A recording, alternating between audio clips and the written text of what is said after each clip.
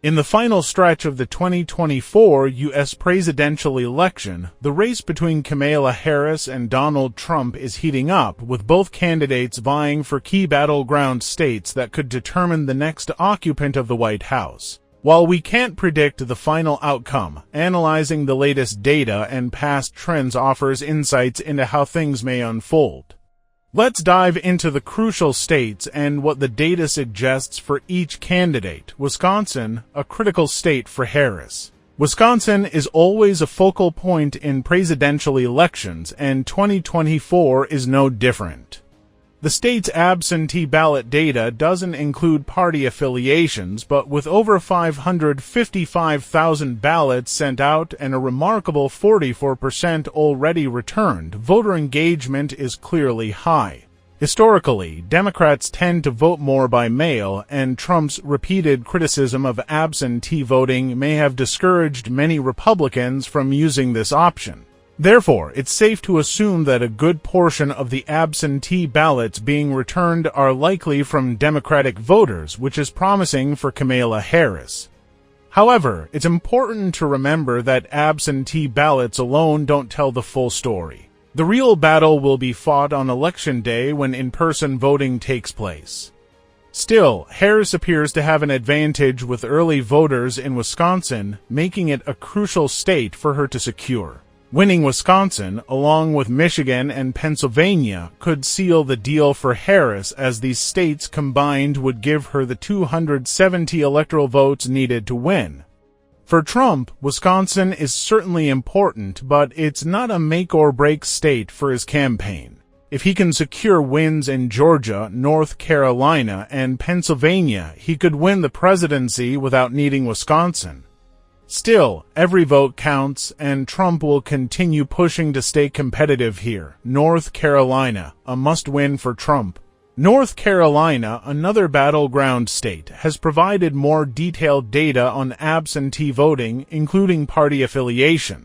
As of now, Democrats make up 37.3% of the absentee ballot requests, followed closely by voters categorized as other 35.8%, which includes independents and third-party voters. Republicans lag behind, accounting for 26.9% of the requests. The numbers suggest that Harris may have the upper hand in North Carolina as well.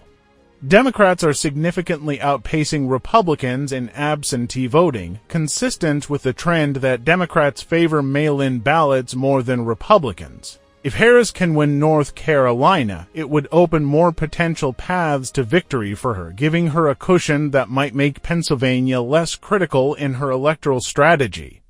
For Trump, however, North Carolina is absolutely essential. Without it, his path to victory becomes much more challenging, forcing him to win not only Pennsylvania and Georgia, but also potentially Arizona and Nevada states where he doesn't have a strong lead. Losing North Carolina would put Trump on very shaky ground. The role of independent voters, a key factor to watch in both Wisconsin and North Carolina, is the large number of voters who fall into the other category. These voters, who are either independents or support third-party candidates, could play a decisive role in this election. If a significant portion of these voters lean toward Harris, it could give her a much-needed edge in tight races. On the other hand, some of these voters may favor Trump or third-party candidates, which could affect the final outcome. Whichever candidate can win over the majority of these independent voters will have a strong advantage in these battleground states. Early voting trends across the country. In addition to absentee ballots, early voting has seen a surge in several states. For example, in Georgia, over 300,000 people cast their ballots on the first day of early voting, a record-breaking number that indicates high voter enthusiasm. Both campaigns are focusing heavily on turning out their base, and early voting could be a bellwether for what to expect on Election Day. While absentee and early voting trends appear to favor Harris, the race is far from over. Trump's stronghold on in-person voters and key demographics, particularly in rural and conservative areas, means he's still a formidable contender in states like Georgia, Florida, and North Carolina. Conclusion: a tight race with no clear winner.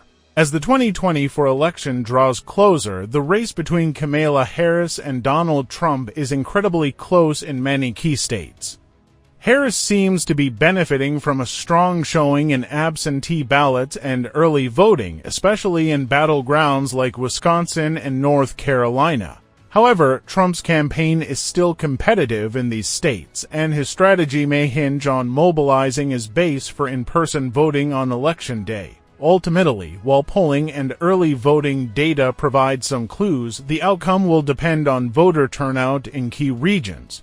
The large block of independent and third-party voters also adds an unpredictable element to this election, and both candidates will need to work hard to win their support. What's clear is that both Harris and Trump are in for a nail-biting finish, with the path to the White House going through a few critical battlegrounds. Make sure to get out and vote. Every ballot counts in what could be one of the most closely contested elections in recent memory.